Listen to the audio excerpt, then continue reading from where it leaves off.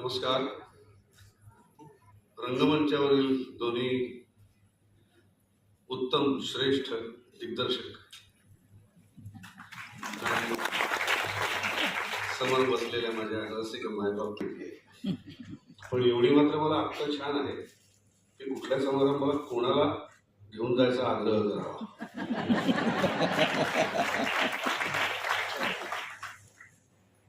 या कार्यक्रमाचं निमंत्रणपेक्षा आज्ञा नेमकरांनी मला सांगितली. तेव्हा मी म्हटलं की अहो, संगीत नाटकावर मी काय बोलू, काय बोलणार. जे सगळं त्यांनी सांगितलं त्यातलं मी काहीच केलेलं नाही. मी संगीत नाटकं बघितली पण नाही, केली त्याहून नाही. एकूण 54 नाटकं केली, पण त्यातलं एकही संगीत नाटक नव्हतं. नाही म्हणाला एक होतं, आणि तेही विद्याधर गोखलेंच्या मुलांनीच लिहिलेलं होतं, माझे आकाश वेगळे नावाचं. त्यात मी चक्क गाजवीत असेल, पण ते असं. तर म्हटलं तुम्ही विजय ना इथे माझ्याबरोबर बोलवा. तुम्हाला त्यांनी काही सांगितलं नाही. विजयचा जवळजवळ वर्ल्ड थिएटर चालवायचं आहे, नुसतं संगीत नाटक. त्याचा बोट धरून आम्ही लंडनमध्ये तो सांगेल त्या थिएटरमध्ये जाऊन अनेक नाटकं उत्तम उत्तम जुनी मोठी क्लासिक बघितलेली आहे, तिथे त्यांना समजावून घेतलेली आहे. सकाळपासून मला तो मिळाला आहे आणि अखंड आम्ही बोलतो आहोत, आणि तो भेटला की माझ्या फक्त ज्ञानात भर पडते, दुसरं काही. तिथे आल्यावर तो जेव्हा बोलत होता तेव्हा मी नुसतं ऐकत होतो. जे मला अपेक्षित होतं तेच तो बोलला.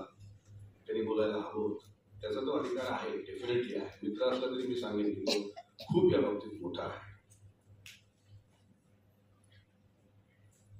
मी हुशार नट आहे मी, हे तुम्हाला कळलं असेल. आता मी काय